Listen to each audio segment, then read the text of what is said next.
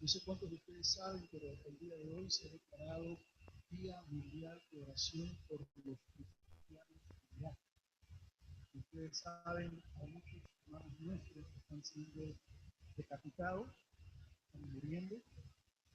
Muchos cristianos han tenido que salir de Irak huyendo porque corren peligro sus vidas, sus familias. Y creo que nosotros como Iglesia del Señor no podemos estar indiferentes ante lo que sucede a hermanos nuestros. Están en el otro lado del mundo, no los conocemos, es cierto, pero son hermanos nuestros. Estamos unidos por un mismo espíritu. Hemos creído en el y están pasando momentos muy duros. Así que vamos a orar por nuestros hermanos en Irak. A la persona que está al lado, por favor, tengamos un momento de oración. Acerquémonos a esa persona, oremos un momentito, específicamente para que termine la persecución, termine la violencia y nuestros hermanos puedan encontrar seguridad.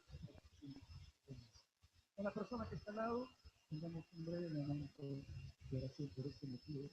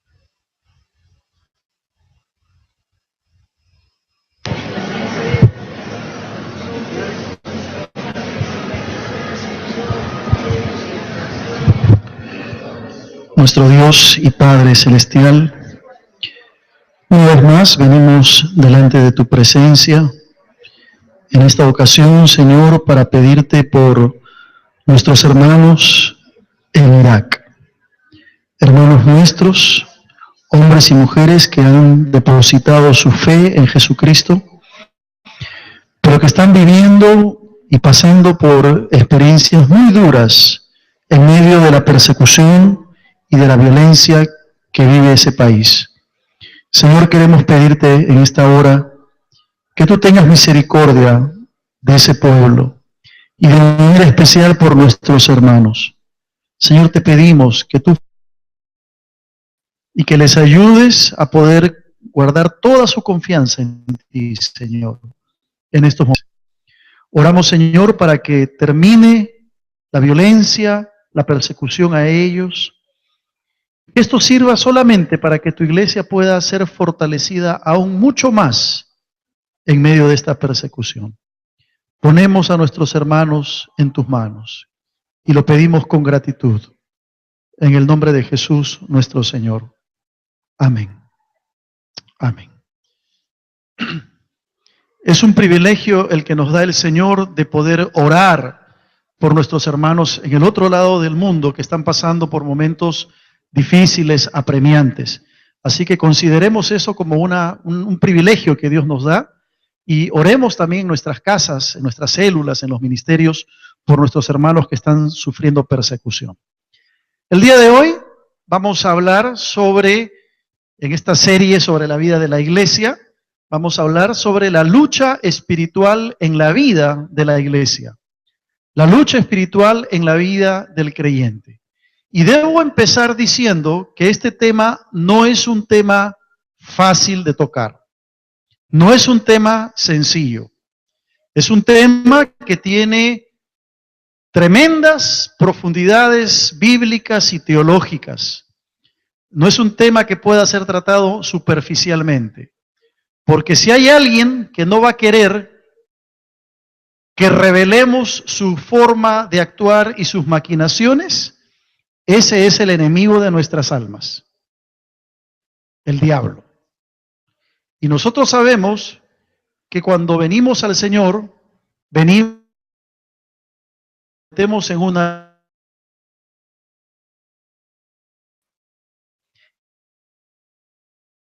comprometidos en una lucha. Cuando nos Biblia es la iglesia, concluimos que la iglesia es espiritual. La iglesia no solamente es una organización, la iglesia es fundamentalmente un organismo vivo y organismo espiritual. Como bien hemos dicho las semanas pasadas, es el templo, no son las cuatro paredes. La iglesia tampoco es una confesión de fe o una declaración de fe que uno pueda hacer. La iglesia tampoco es una denominación. Cuando hablamos de la iglesia, estamos hablando de hombres y mujeres que han nacido de nuevo, que han renacidos por el poder del Señor y que han sido añadidos por Dios a lo que conocemos como la iglesia. Eso es la iglesia. Es un ente espiritual, es un organismo espiritual vivo, compuesto por hombres y mujeres renacidos por el poder del Señor, que viven en comunión con Dios, que perseveran en la doctrina, en la oración, en la evangelización, etcétera, etcétera. Y al ser la iglesia un organismo espiritual y estar formado por hombres y mujeres que han aceptado a Cristo, debemos entender algo que es sumamente fundamental. Todo cristiano está comprometido en una lucha espiritual. No pensemos que la lucha espiritual es solamente una experiencia de que pasan los pastores o los líderes. No. Todos los cristianos estamos comprometidos con una lucha espiritual diaria, constante, permanente. Y eso tú lo sabes, ¿verdad? Porque todos los días te enfrentas a una tentación, todos los días el diablo quiere hacerte caer, en algún momento de tu experiencia quiere desanimarte. Todo eso es parte de la lucha espiritual. Desde el momento que nos convertimos Desde el momento que le entregamos la vida a Cristo, nuestra vida está comprometida en una lucha, una batalla contra nuestra propia naturaleza de pecado, porque a veces el bien que queremos hacer no lo hacemos, y el mal que no queremos hacer, eso hacemos, tomando las palabras del apóstol Pablo, una lucha contra nuestra propia naturaleza de pecado, pero también una lucha contra el mundo, con su filosofía, sus pensamientos, su influencia y toda esta corriente posmoderna, hedonista, que se basa en el placer, que también se convierte en una tentación para el creyente. Pero también una lucha contra el diablo. Y esa es una realidad que no podemos negar. La realidad del mundo espiritual en la vida del creyente es evidente. Y hoy vamos a hablar de qué consiste esa lucha espiritual y cómo podemos vencer al enemigo de nuestras almas. Vuelvo a repetir, no es un tema fácil, es un tema complicado. Porque el diablo lo que va a hacer es distraerte, darte sueño, que tu mente empiece a volar en otras cosas, menos en la manera como tú y yo, con la ayuda del Señor, podemos vencerlo cuando viene a tentarnos. Y vamos a empezar leyendo el libro de Efesios en el capítulo 6, a partir del versículo 10 en adelante. Efesios capítulo 6, versículo 10 en adelante. Y vamos a mirar allí entonces lo que el Señor nos presenta respecto a este tema de la lucha espiritual. Dice así la palabra del Señor. Efesios 6:10. Por lo demás, hermanos míos, fortaleceos en el Señor y en el poder de su fuerza. Vestíos de toda la armadura de Dios para que podáis estar firmes contra las acechanzas del diablo. Porque no tenemos lucha contra sangre y carne, sino contra principados, contra potestades, contra los gobernadores de las tinieblas de este siglo, contra huestes espirituales de maldad en las regiones celestes. Por tanto, tomad toda la armadura de Dios para que podáis resistir en el día malo y habiendo acabado todo, estar firmes. Estad pues firmes, ceñidos vuestros lomos con la verdad y vestidos con la coraza de justicia y calzados los pies con el apresto del evangelio de la paz. Sobre todo, tomad el escudo de la fe, con que podáis apagar todos los dardos de fuego del maligno. Y tomad el yelmo de la salvación y la espada del Espíritu, que es la palabra de Dios, orando en todo tiempo, con toda oración y súplica en el Espíritu, y velando en ello con toda perseverancia y súplica por todos los santos, y por mí, a fin de que al abrir mi boca me sea dada palabra para dar a conocer con denuedo el misterio del Evangelio, por el cual soy embajador en cadenas, que con denuedo hable de él como debo hablar. Este es un pasaje, quizá el pasaje más claro en cuanto a lo que significa los recursos espirituales que tenemos para poder vencer al diablo y a sus huestes cuando hablamos de la lucha espiritual. El bien conocido apologista C.S. Lewis, aquel que escribió las crónicas de Narnia, ¿no?, escribió en el prefacio de uno de sus libros lo siguiente. Él dijo, existen dos errores iguales y opuestos en la que la raza humana puede caer acerca de los demonios. Uno es no creer en su existencia, el otro es creer y tener un interés excesivo y no sano en ellos. Ambos están errados. Lo que Lewis quiere decir es que en el mundo hay personas que dicen, no, los demonios no existen. El mundo espiritual no existe. Todo es más que leyenda, fantasía y creación de la mente humana. No existe la obsesión demoníaca, la opresión demoníaca, la posesión demoníaca. No existe. Esa es una postura. El otro extremo es afirmar que hay demonios por todos lados. Y que una persona cuando está en pecado es porque tiene un demonio. O cuando está sujeto al alcohol es porque hay un demonio de borrachera que se ha metido en esa persona. Ese es el otro extremo. Y lo que Lewis dice, lo que yo suscribo también, es que ambas perspectivas son erradas, están equivocadas. Tenemos que entender que el mundo espiritual existe y que es cierto, pero tenemos también que enfocarnos desde la perspectiva bíblica de una manera correcta, qué es lo que la Biblia dice y enseña en cuanto a este mundo espiritual de maldad. Ahora, nosotros sabemos que la meta que tú y yo tenemos como cristianos, como hijos de Dios, debe ser la de glorificar a Dios. Como creyentes, nuestro objetivo en la vida, en todo lo que hacemos, no solo en la iglesia, sino en la casa, en el trabajo, en los estudios, nuestra meta debe ser glorificar el nombre de nuestro Señor Jesucristo. Los objetivos de la vida cristiana y del ministerio deben llevarnos a vivir una vida de santidad, una vida de amor y una vida de servicio al prójimo y servicio al Señor de manera diligente. Y hemos dicho que los enemigos del creyente, el pecado, la naturaleza de pecado, Satanás, el mundo, sus huestes espirituales de maldad, van de alguna forma a influir para que tú y yo no logremos esos objetivos. Es decir, no vivamos vidas de santidad, no vivamos vidas de oración, no vivamos vidas de servicio a Dios y que no glorifiquemos a Dios. Eso es lo que Satanás y sus huestes intentan hacer por todos los medios. La realidad es que tú y yo estamos comprometidos en esta lucha espiritual. Es parte de lo que significa ser cristiano. Desde el momento que vinimos al Señor. A veces yo me encuentro con personas que me dicen, pastor, antes de que yo me convirtiera al Señor, todo me iba bien. No tenía problemas, no tenía dificultades. Me entrego al Señor y de pronto tengo que enfrentar una serie de problemas. Bueno, es que la vida cristiana es así. Estamos comprometidos en una lucha espiritual. ¿Sabes por qué antes te iba tan bien? Porque el diablo te tenía en sus manos, entonces no se preocupaba por molestarte. Pero como ahora has pasado a las manos del Señor, el diablo lo que quiere es molestarte para arrancarte de las manos del Señor. Por eso es que tenemos que enfrentar lucha espiritual y una batalla espiritual.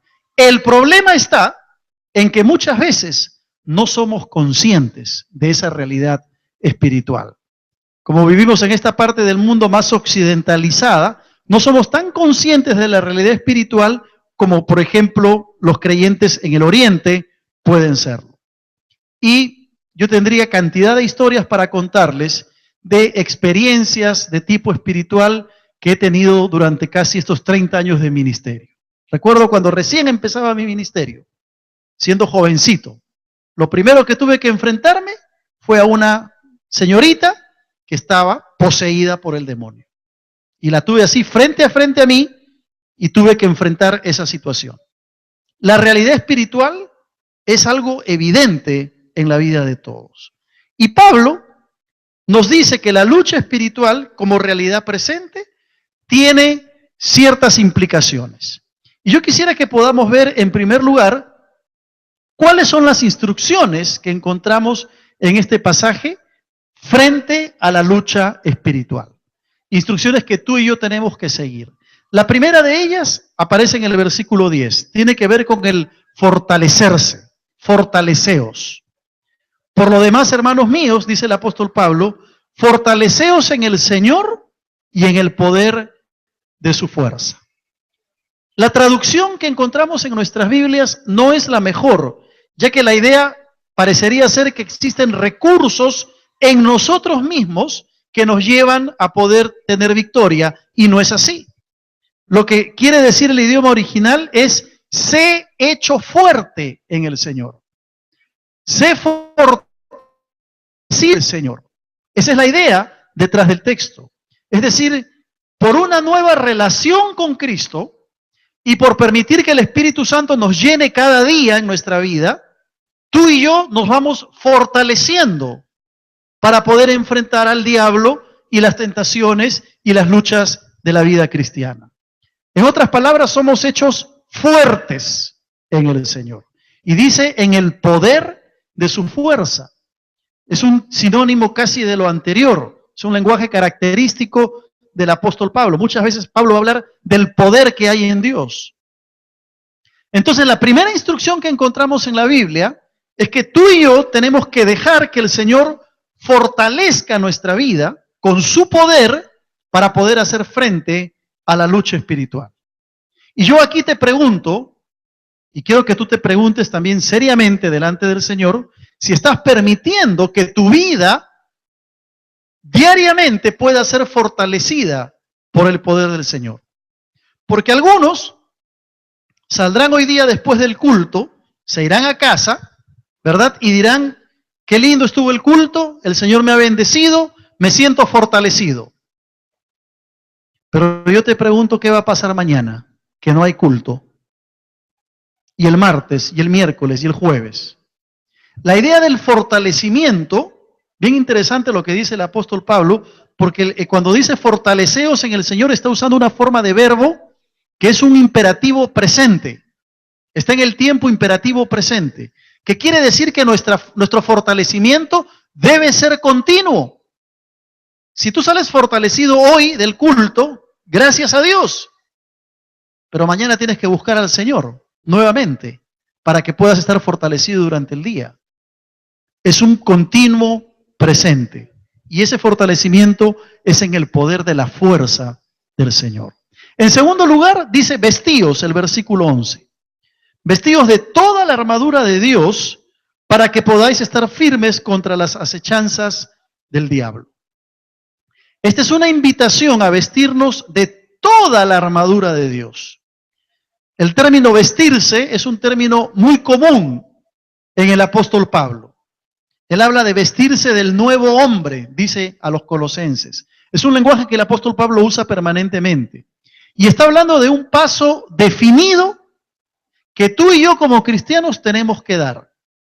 Así como cuando tú te levantas y te vistes para irte a trabajar, igualmente tenemos que vestirnos, dice el apóstol, de toda la armadura de Dios. Y esta armadura tiene su ilustración en todo el equipamiento militar de un soldado de la época cuando estaba listo para ir a la batalla.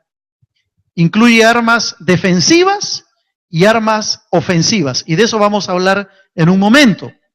Pero ¿cuál es el principal propósito de la armadura? Según el versículo 11 va a decir, para que podáis estar firmes, ¿contra qué? Las acechanzas del diablo. ¿Qué son las acechanzas del diablo?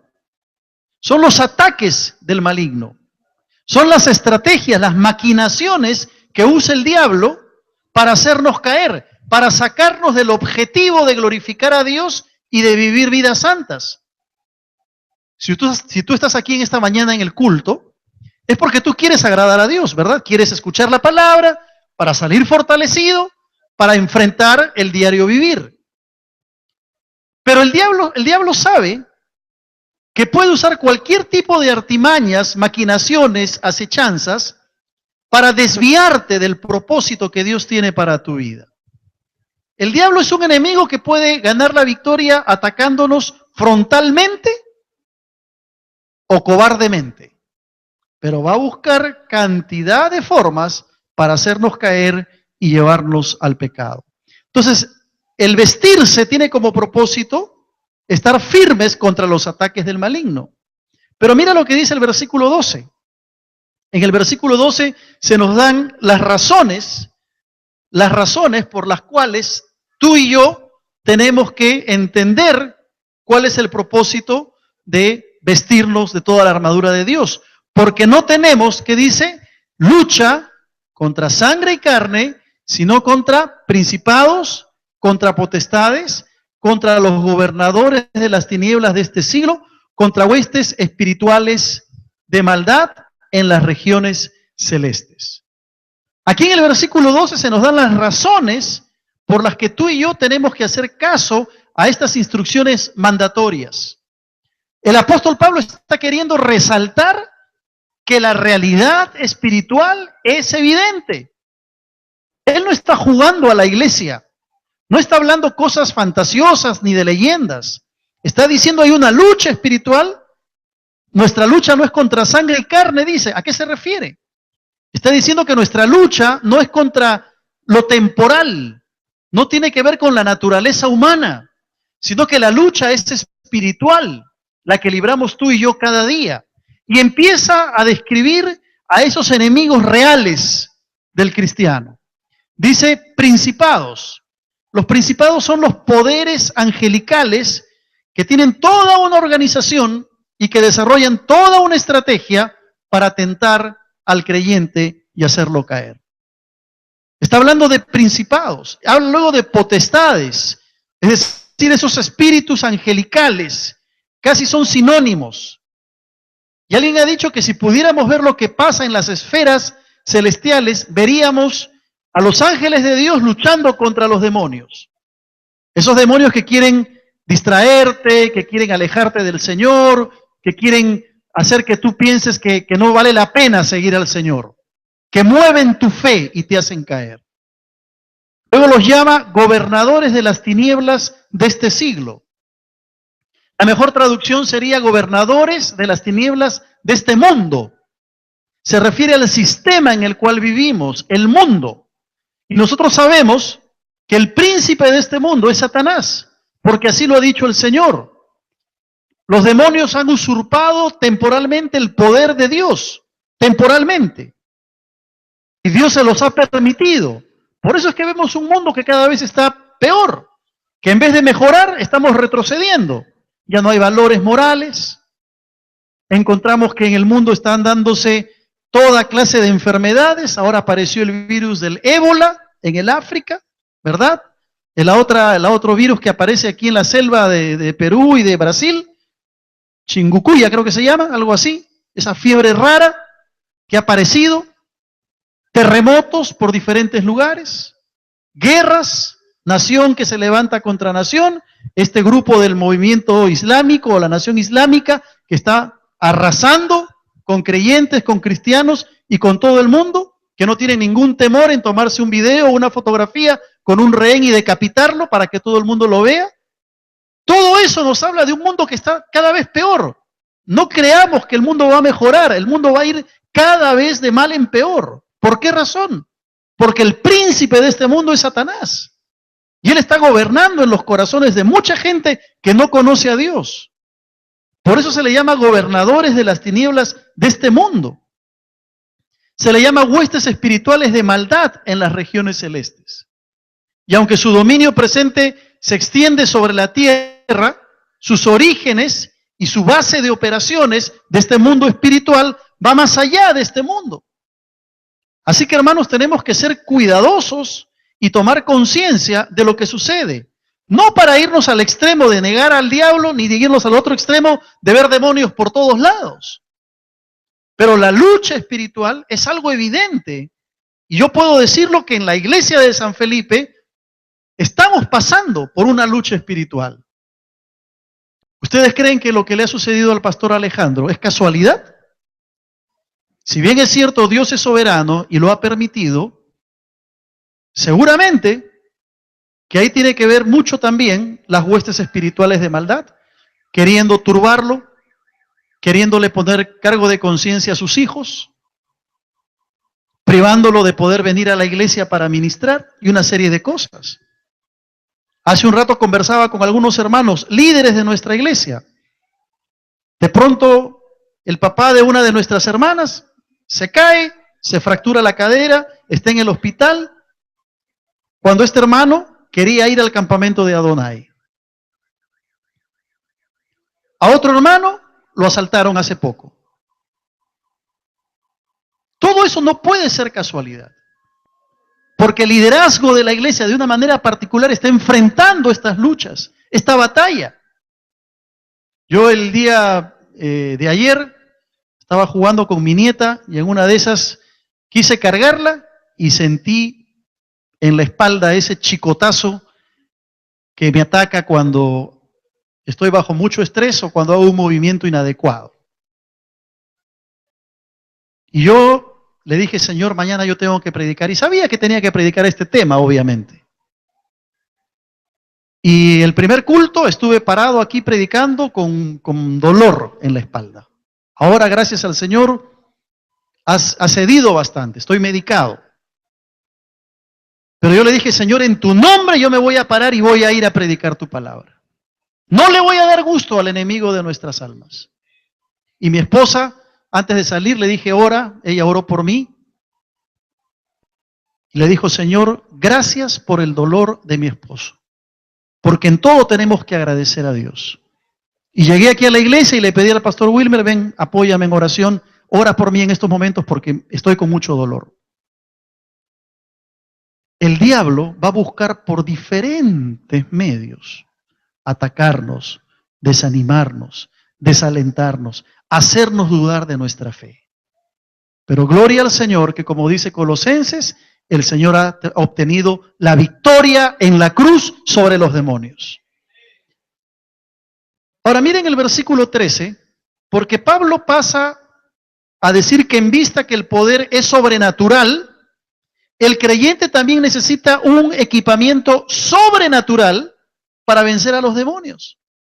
Por tanto, dice el versículo 13, tomad toda la armadura de Dios para que podáis resistir en el día malo y habiendo acabado todo, estar firmes.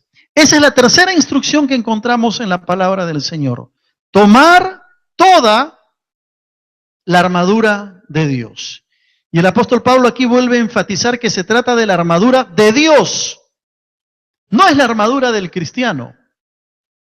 No es la armadura de la iglesia. Es la armadura de Dios, que nos ha sido dada para poder hacer frente en la batalla espiritual.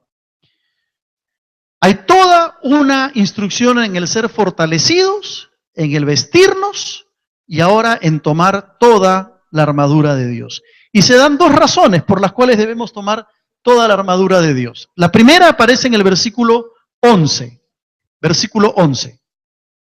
y luego en el versículo 13. La primera razón, para poder estar firmes contra las acechanzas del diablo. Esa es la primera razón que ya le hemos explicado. Pero la segunda razón aparece en el versículo 13. Dice, para resistir el día malo. Tomad la armadura de Dios para que podáis resistir en el día malo y habiendo acabado todo, estar firmes. ¿A qué se refiere esto del día malo? Es decir, que cuando la lucha, la batalla espiritual está en su clímax, está en su máximo punto, allí nosotros, por haber sido fortalecidos, por habernos vestido y haber tomado la armadura de Dios, tenemos la posibilidad de tener la victoria que Cristo nos ha prometido. Algunos han señalado que esto se refiere al día del juicio final, pero no es así. No está hablando del juicio final. Está hablando de ese día en que viene la tentación con toda su fuerza y nos agobia y quiere el diablo hacernos caer. Si yo me he fortalecido en el Señor previamente, cuando llegue ese día malo, el Señor me da el triunfo espiritual.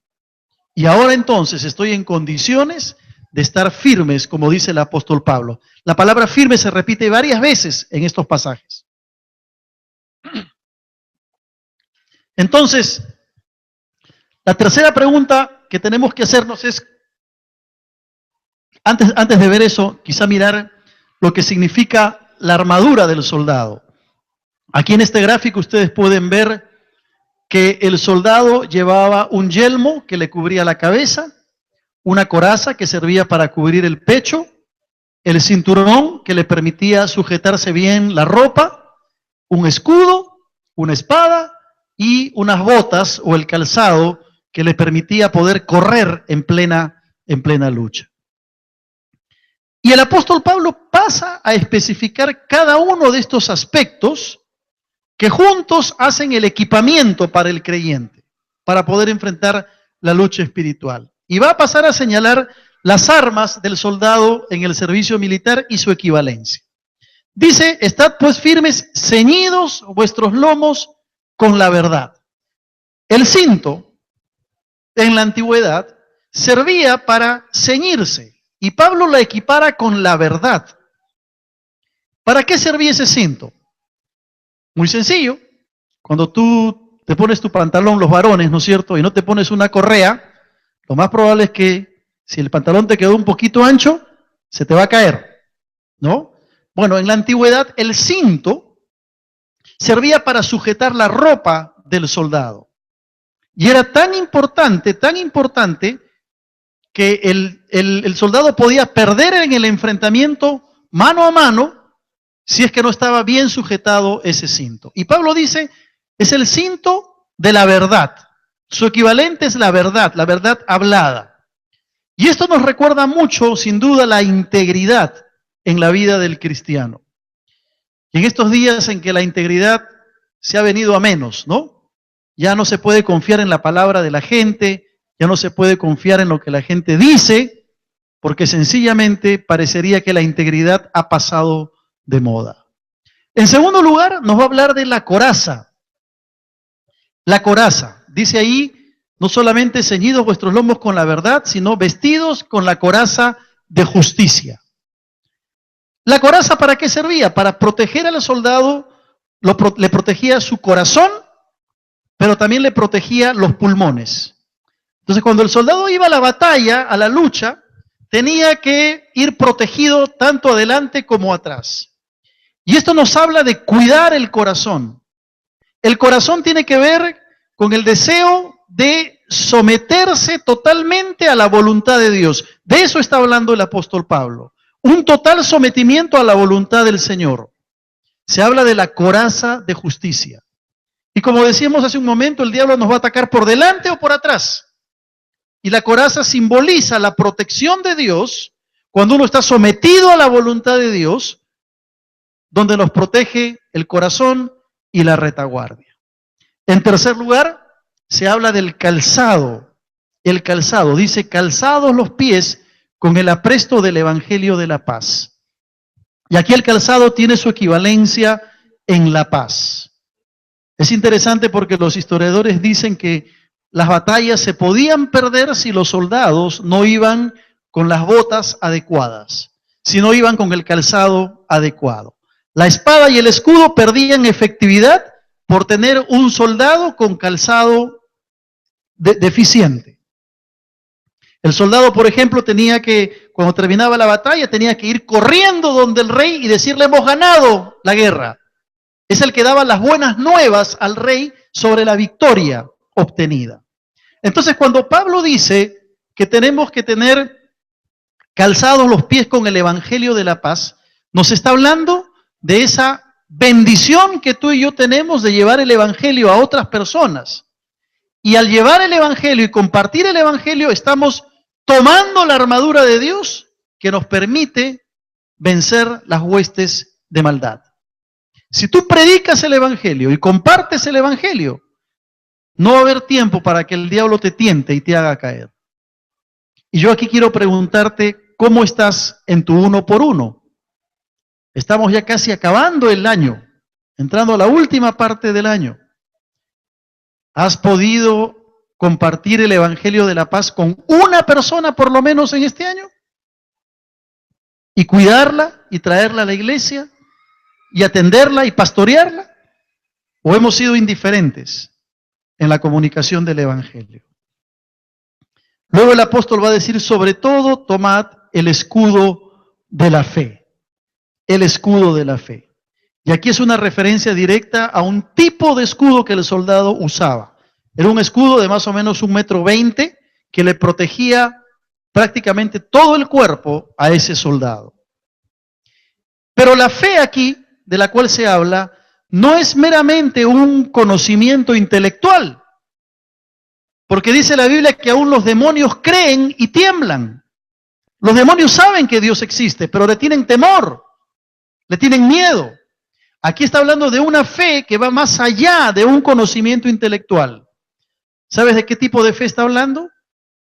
De la fe que implica obediencia. Si tú vas a tomar el escudo de la fe, quiere decir que tu corazón está dispuesto a obedecer a tu Señor. Es el escudo de la fe que tiene que ver con la obediencia, no un simple conocimiento intelectual. Y dice el escudo de la fe para que podáis apagar todos los dardos de fuego del maligno. El diablo está con sus dardos de fuego, listo a lanzarlos sobre la vida del cristiano. Y la manera como tú y yo vamos a protegernos de eso es cuando tomamos el escudo de la fe, de la confianza y de la obediencia a nuestro Señor. El tomar implica recibirlo como un don de Dios, como un regalo de Dios.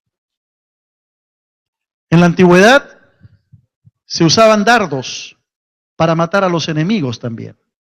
Por eso es que Pablo toma esa figura de protección del escudo de la fe. Luego va a decir en el versículo 17 y nos va a hablar, tomad el yelmo de la salvación. Tomad el yelmo de la salvación en el versículo 17.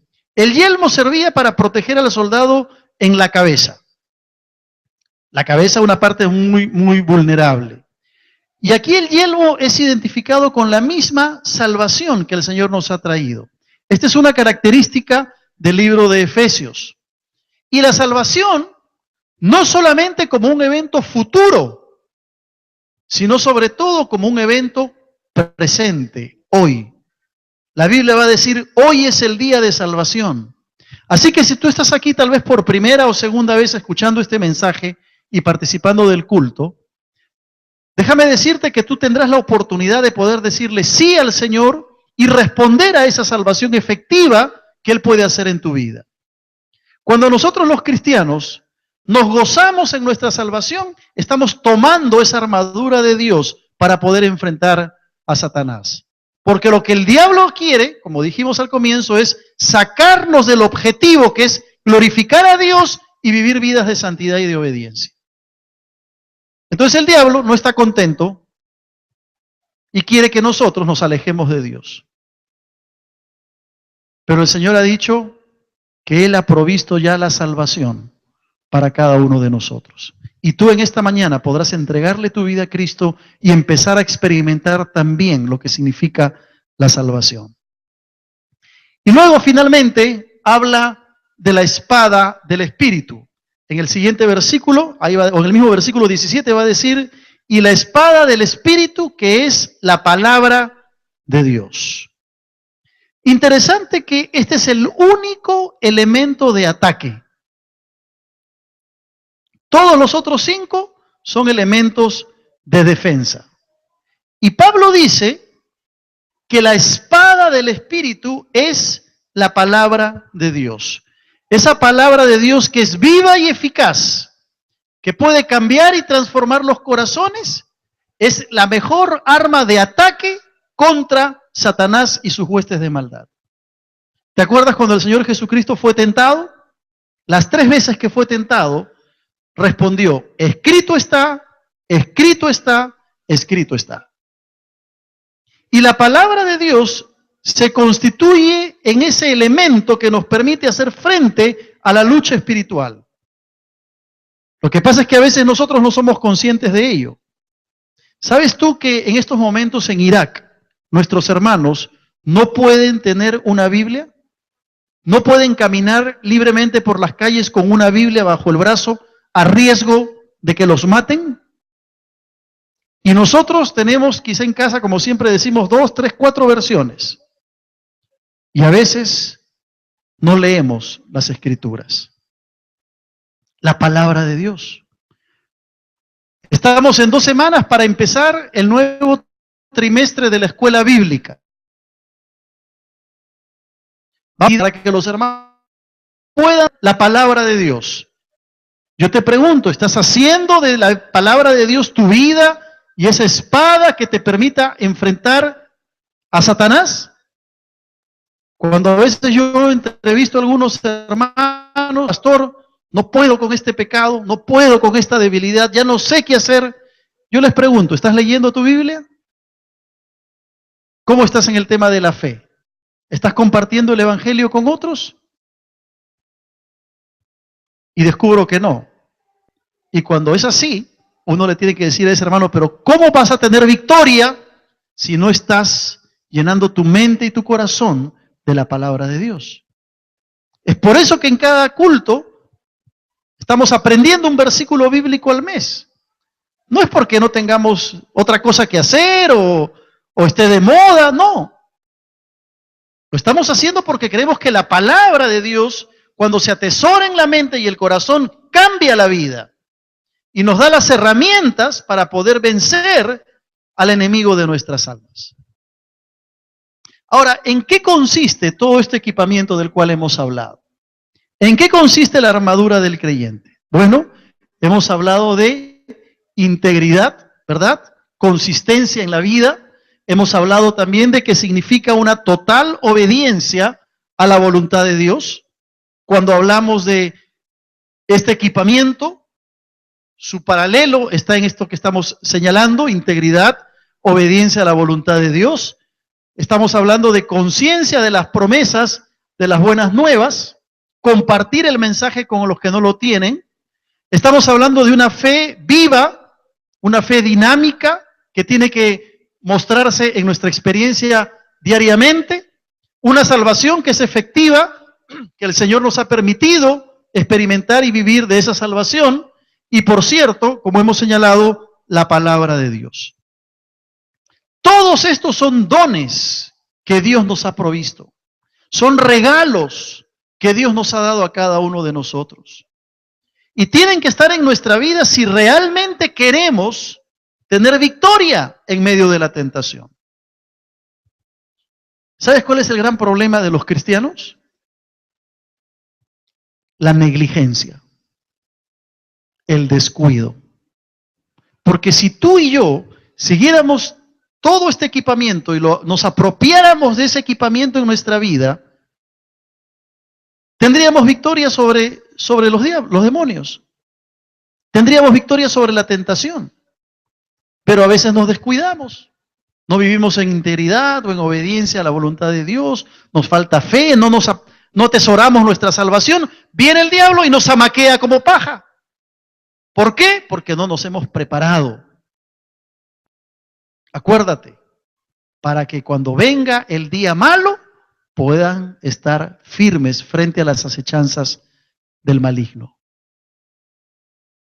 Todo esto tiene que ver con tomar la armadura de Dios para nosotros. Dios la ha provisto.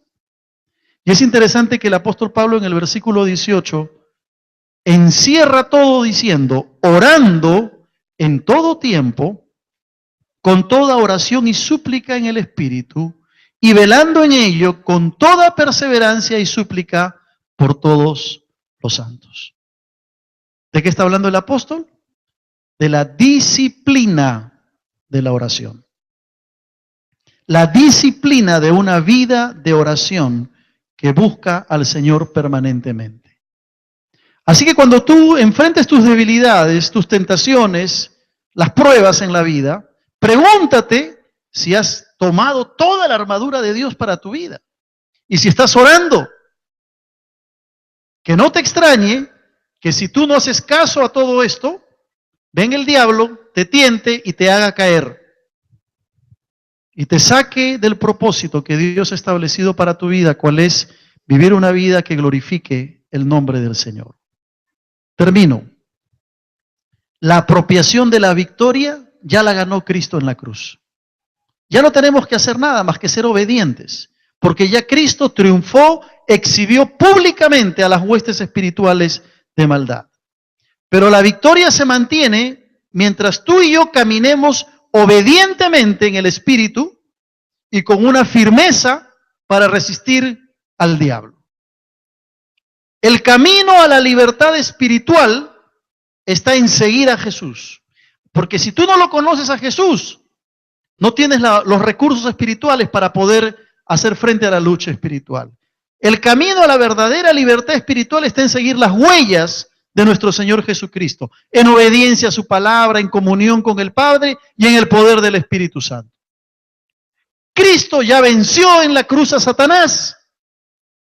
Nosotros tenemos que ser solamente obedientes y apropiarnos de esa victoria. Hermano, no le tengas miedo al diablo. El diablo te tiene miedo a ti, porque dice la Biblia que mayor es el que está en nosotros que el que está en el mundo. Así que no hay por qué tenerle miedo. En el nombre del Señor somos más que triunfadores, más que victoriosos, dice la palabra. Dios ha provisto y ha prometido la victoria para cada uno de nosotros. Termino con un versículo en Juan capítulo 17. En Juan capítulo 17 el Señor Jesús está orando. ¿Sabes por quién está orando? Está orando por sus discípulos y está orando por ti. ¿Sabías que el Señor Jesús oró por ti cuando estuvo en esta tierra? Dice en el versículo 15 de Juan 17, no ruego que los quites del mundo, sino que los guardes del mal. No son del mundo como tampoco yo soy del mundo. Santifícalos en tu verdad. Tu palabra, ¿qué cosa? Es verdad. Y mira, cuando el Señor dice y ora a su Padre, no ruego que los quites del mundo, sino que los guardes del mal, la mejor traducción sería, no ruego que los quites del mundo, sino que los guardes del maligno. Eso es lo que realmente el Señor está diciendo. Así que el Señor ha orado para que tú y yo seamos protegidos de los ataques del maligno. Por eso que no hay que tenerle miedo. Ya el Señor lo ha vencido a Satanás y a sus huestes de maldad.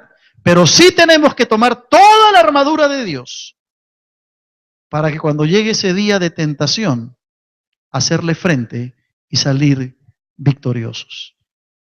Estos 3 versículos ameritarían solamente ellos otro mensaje de 45 minutos. No lo voy a hacer, no se preocupen. Lo dejamos para otro día. Pero que podamos salir esta mañana con la confianza de saber que el Señor Jesús nos encomendó al Padre. Dice la Biblia que el que permanece en el Señor, el maligno no le toca. ¿Tú lo crees?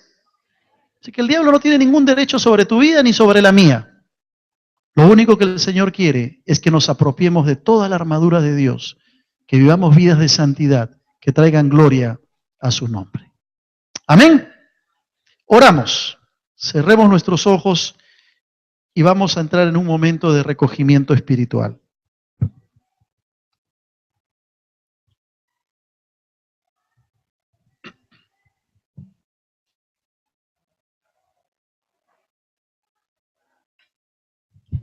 Qué bueno es saber, Señor, que tú has triunfado sobre las huestes espirituales de maldad. Cuánta paz y confianza nos trae el saber que tú los venciste. Y nos das esa victoria también a nosotros. Pero, Señor, en esta hora queremos pedirte que nos ayudes a apropiarnos de toda tu armadura. Que podamos, Señor, ser obedientes, vivir vidas de santidad, sabiendo que tú, Señor, vas de la mano con nosotros. Gracias, Padre, por el triunfo de la cruz. Y gracias, Señor, también por ministrarnos por tu Espíritu Santo en esta hora.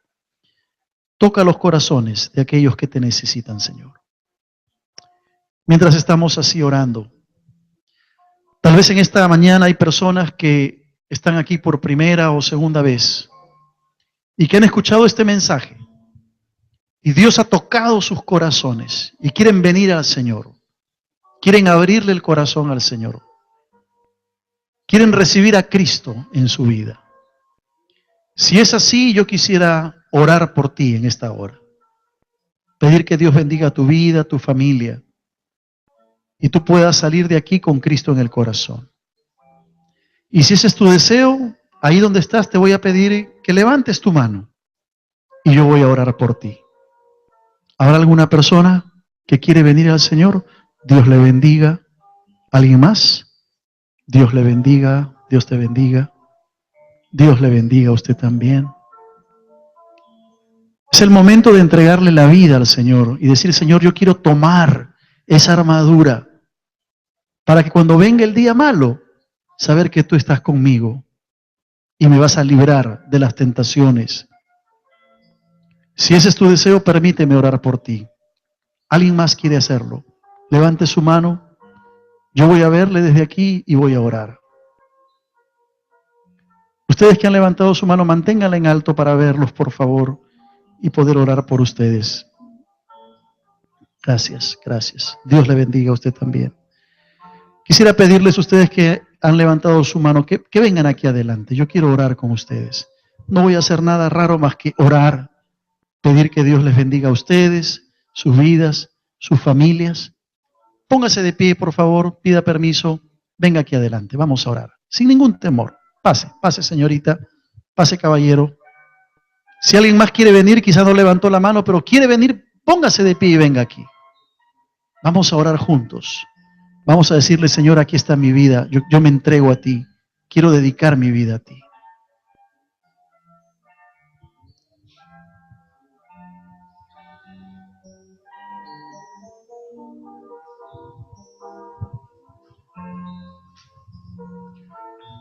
Antes de orar por ellos, yo quiero dirigirme a ti, hermano, que conoces al Señor ya. Quizá en tu vida han habido muchas debilidades, has cedido a la tentación, pero hoy has escuchado la palabra del Señor y quieres apropiarte de la armadura de Dios. Si ese es tu deseo, ponte de pie en tu lugar y yo voy a orar por ti también. Si Dios te habló y quieres decirle, Señor, quiero tomar toda tu armadura para que cuando venga el día malo, tenga la posibilidad de enfrentar la tentación, la lucha. Si ese es tu deseo, ponte de pie, hermano, y voy a orar por ti también en esta hora.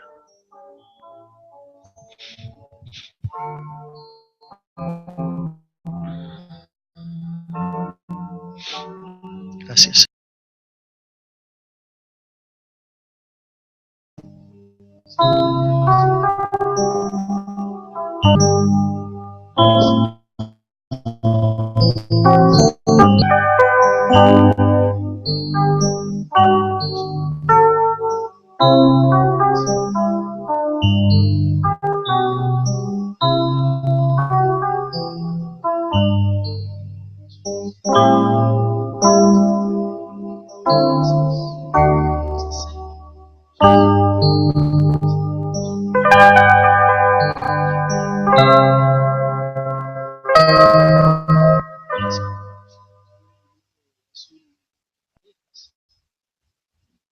No sé cuántos de ustedes saben, pero el día de hoy se ha declarado Día Mundial de Oración por los Cristianos en Irak.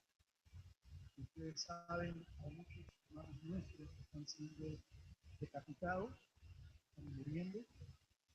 Muchos cristianos han tenido que salir de Irak huyendo porque corren peligro sus vidas, sus familias.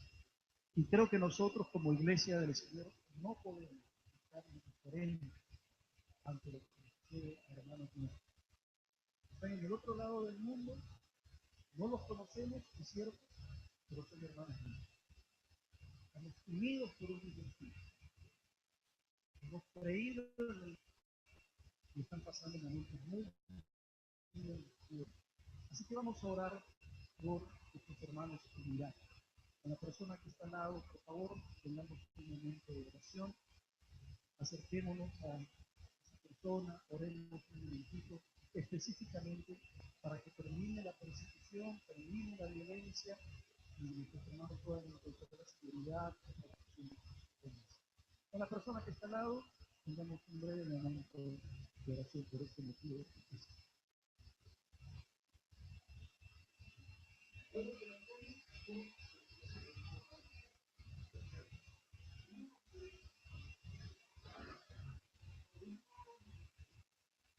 Por el poder del Señor, que viven en comunión con Dios, que perseveran en la doctrina, en la oración, en la evangelización, etcétera, etcétera. Y al ser la iglesia un organismo espiritual y estar formado por hombres y mujeres que han aceptado a Cristo, debemos entender algo que es sumamente fundamental. Todo cristiano está comprometido en una lucha espiritual. No pensemos que la lucha espiritual es solamente una experiencia de que pasan los pastores o los líderes. No. Todos los cristianos estamos comprometidos con una lucha espiritual diaria, constante, permanente. Y eso tú lo sabes, ¿verdad? Porque todos los días te enfrentas a una tentación. Todos los días el diablo quiere hacerte caer. En algún momento de tu experiencia quiere desanimarte. Todo eso es parte de la lucha espiritual. Desde el momento que nos convertimos, Desde el momento que le entregamos la vida a Cristo, nuestra vida está comprometida en una batalla contra nuestra propia naturaleza de pecado, porque a veces el bien que queremos hacer no lo hacemos, y el mal que no queremos hacer, eso hacemos, tomando las palabras del apóstol Pablo, una lucha contra nuestra propia naturaleza de pecado, pero también una lucha contra el mundo, con su filosofía, sus pensamientos, su influencia y toda esta corriente postmoderna, hedonista, que se basa en el placer, que también se convierte en una tentación para el creyente. Pero también una lucha contra el diablo. Y esa es una realidad que no podemos negar. La realidad del mundo espiritual en la vida del creyente es evidente. Y hoy vamos a hablar de qué consiste esa lucha espiritual y cómo podemos vencer al enemigo de nuestras almas. Vuelvo a repetir, no es un tema fácil, ¿verdad? Y oremos también en nuestras casas, en nuestras células, en los ministerios, por nuestros hermanos que están sufriendo persecución. El día de hoy vamos a hablar sobre, en esta serie sobre la vida de la iglesia, vamos a hablar sobre la lucha espiritual en la vida de la iglesia.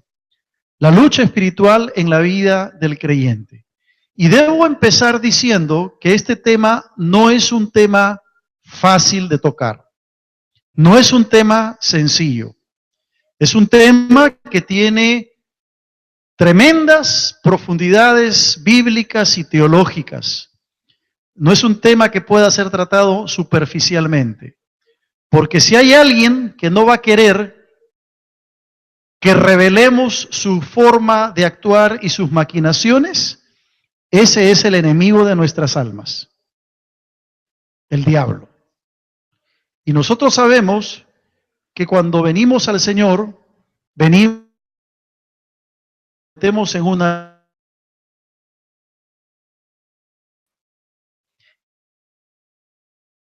comprometidos en una lucha. Cuando nos Biblia es la iglesia, concluimos que la iglesia es espiritual. La iglesia no solamente es una organización, la iglesia es fundamentalmente un organismo vivo y organismo espiritual. Como bien hemos dicho las semanas pasadas, es el templo, no son las cuatro paredes. La iglesia tampoco es una confesión de fe o una declaración de fe que uno pueda hacer. La iglesia tampoco es una denominación. Cuando hablamos de la iglesia, estamos hablando de hombres y mujeres que han nacido de nuevo, que han renacidos por el poder del Señor y que han sido añadidos por Dios a lo que conocemos como la iglesia. Eso es la iglesia. Es un ente espiritual, es un organismo espiritual vivo, compuesto por hombres y mujeres renacidos.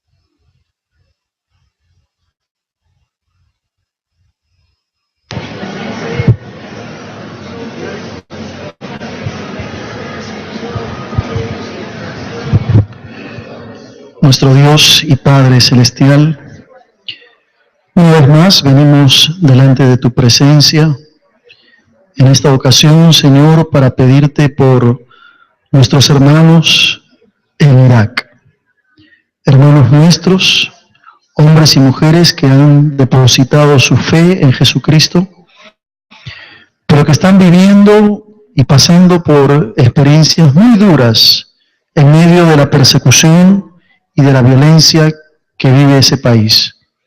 Señor, queremos pedirte en esta hora que tú tengas misericordia de ese pueblo y de manera especial por nuestros hermanos. Señor, te pedimos que tú y que les ayudes a poder guardar toda su confianza en ti, Señor, en estos momentos. Oramos, Señor, para que termine la violencia, la persecución a ellos.